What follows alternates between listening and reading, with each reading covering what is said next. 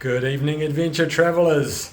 Well, it's my last night here in Poland, and the plan was to bring you the 3-minute geography lesson from a very nice park nearby, but unfortunately it's raining in Gdańsk, so we've got to do it from the hotel room. Doesn't matter, the information's all the same and it's all good, so let's get into it. Like many modern day countries in Europe, Poland was colonized on and off since its formal beginnings in the 10th century. Poland regained its independence after World War I, only to be invaded by both Germany and Russia during World War II.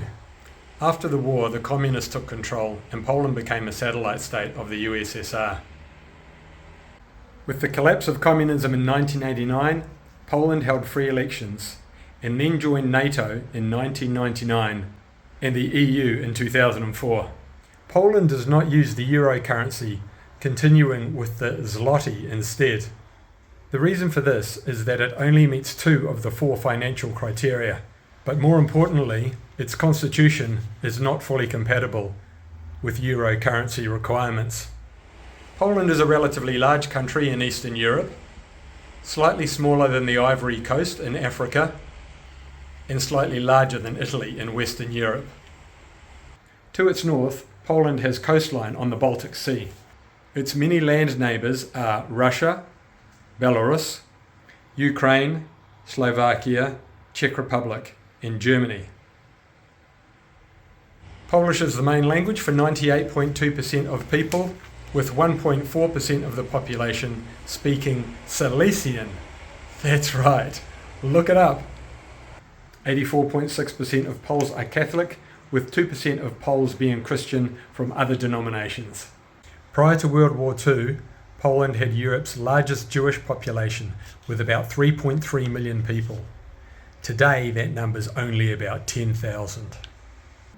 Poland has a large diversified economy that is the 9th largest in Europe at about 1.3 trillion US dollars per annum. Its main economic sectors are logistics, IT, tourism, manufacturing, mining, and agriculture.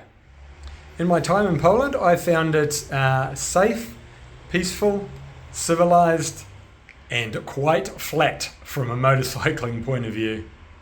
It might just be because I went to museums, but it seems to me the Poles keep the history of World War II quite close at hand. If you look at military spending as a percentage of GDP, Poland has the highest ratio in Europe, so they're very wary of what could potentially happen in the future. And this isn't a recent thing, so good on them. Wars and military spending aside though, I found Poland very pleasant. All the major centres have something different to offer, and while the riding or driving through the countryside isn't remarkable, it's always good to get out on the road. Thanks for having me, Poland. Now let's get on the road to Berlin.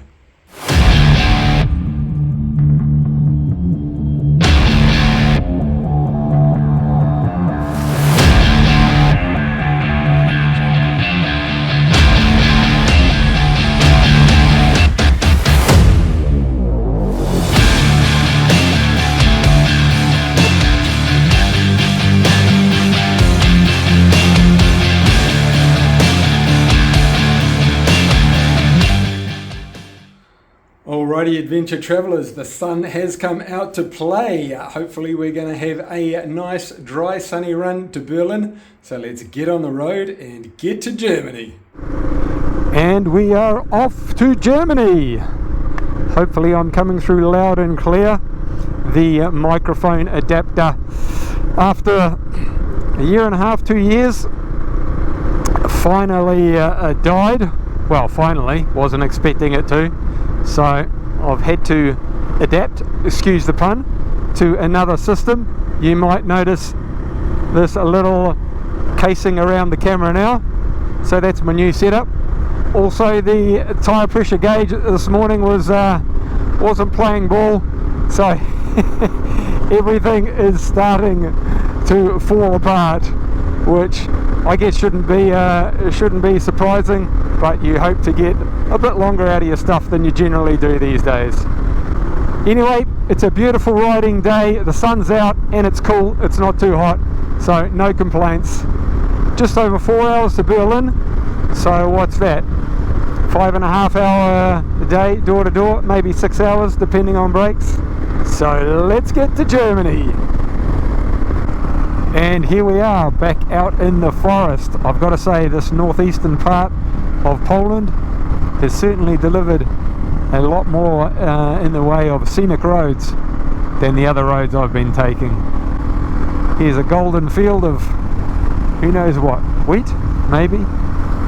Anyway, and some beautiful roadside trees standing like soldiers at attention on the side of the road. Beautiful.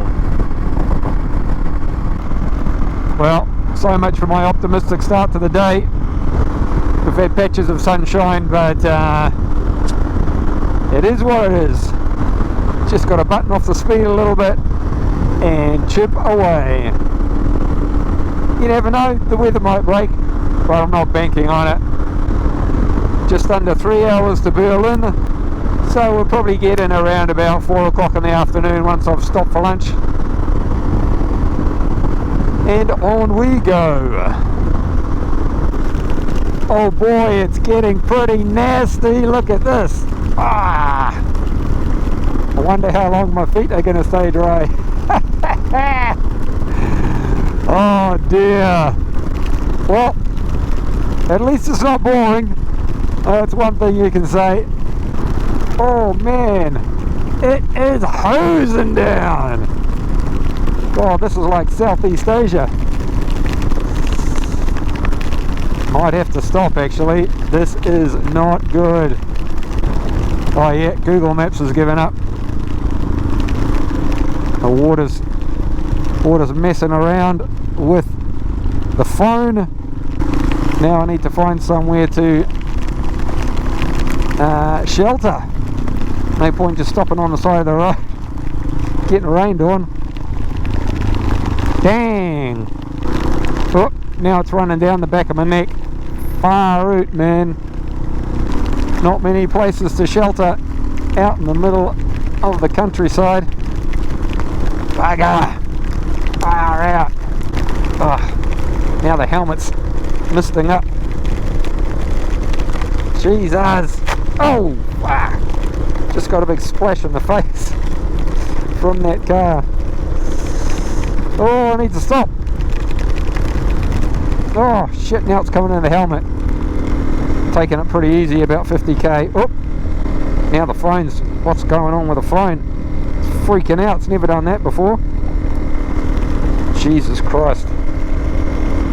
Emergency. Anyway, I'll get back to the road. I'll let you know how we get on. Alrighty, emergency stop. We seem to have got Google Maps going again, and the worst of the rain, wouldn't say it's passed, but it stopped hosing down anyway. So, oh, Jesus Christ. Stopping at this very picturesque bus stop with all the rubbish and crap. Anyway, just thought I'd let you know I haven't splattered myself all over the road. Time to get back on the bike. Alrighty. Okay. I think that was the border. Pretty sure we're in Germany now. What's all this about? Maybe not. The signs are still in Polish. Okay, maybe we're still in Poland. Maybe this river is the border, a natural border. Don't know what's going on here. This is all a bit strange. Coppers. Ah yes, Deutschland. So that river was the border, and now we are in Deutschland. 70 kilometers to Berlin. Schnell! Let's go! Alrighty, we have run into a wee problem in the German countryside. So as per usual, keeping off the toll roads. But just a few minutes across the border, the B road was closed. So I am who knows where. Not many people around wherever I am, but hopefully it's not sending me back to the closed road again. Then I'll have to turn around and figure it all out. Nice tidy little houses though. There's a Harley just parked on the side of the road. Very nice. Okay, let's see if it'll let me back on the trunk road. And we are back in business on the road again.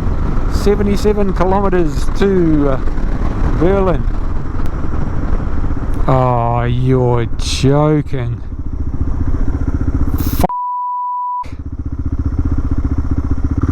Well, there's a copper down there, so it's obviously not roadworks. Something's up, someone's on the loose. God damn it.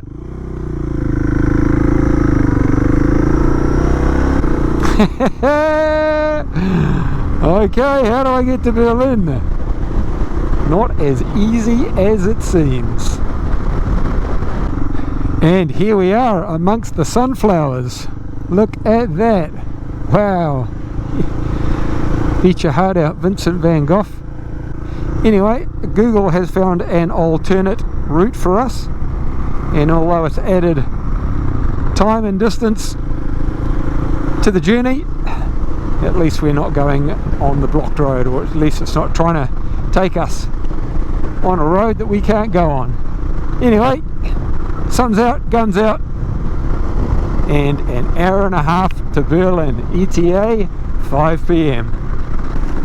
Alrighty, we're about 1 hour out from Berlin, and the bad news is, there's always bad news, is that like yesterday, there is water in the Google Maps socket of the phone, and it's not liking the charger. So there's not enough battery in it to get me to Berlin, but I'm just enjoying the haunted forest in the meantime. Oh, and the rain has come back as well. Anyway, all I can do in the meantime is keep going forward and deal with the problems as they arise or as they become critical. And the pink van goes flying past. I'll talk to you soon. There's a few wind turbines for you. Clean green energy.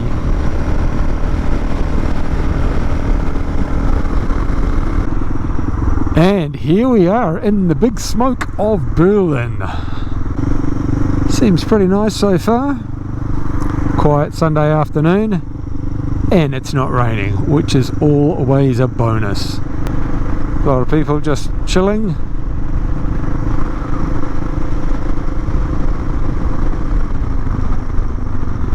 I don't really know much about Berlin, apart from the Berlin Wall, so it's going to be an interesting experience. First time in Berlin. I've been to Germany, well, West Germany, but I have never been to Berlin. So I wonder if I'm in the eastern part of the city or the western part right now. I think I'm in the eastern part of the city actually, the big straight road with imposing buildings on either side. And up ahead here, not sure if this is an addition after 1989, but it's a sky tower of sorts. We've got the big ball halfway up the spear. Don't know if that's an observation tower or a restaurant or all of the above. Maybe we'll go for a look-see up there once I've sorted out where I am in the city. Some nice green trees, old buildings. Ooh, a lot of street art, aka graffiti. Anywho, the hostel looked quite nice, so don't judge a book by its cover.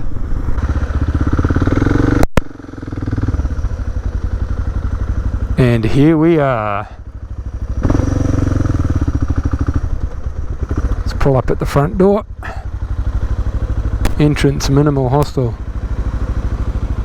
Jesus H Christ, what have I got myself into?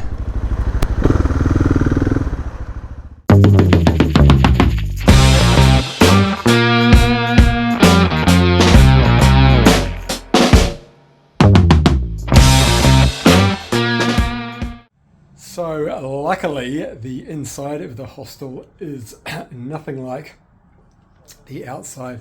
As you can see, very high standard, even though they pack you in, and it's not cheap. It's about $70 a night, but you'd expect that for Germany.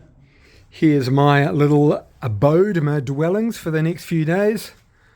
Got all my gear shoved in the corner there. So pretty happy with that. The common areas, the kitchen area and chill out area are pretty nice as well. So I was a bit worried at first when I pulled up, but all's well that ends well. That's a wrap for this video. Like, subscribe and give me your thoughts in the comments below.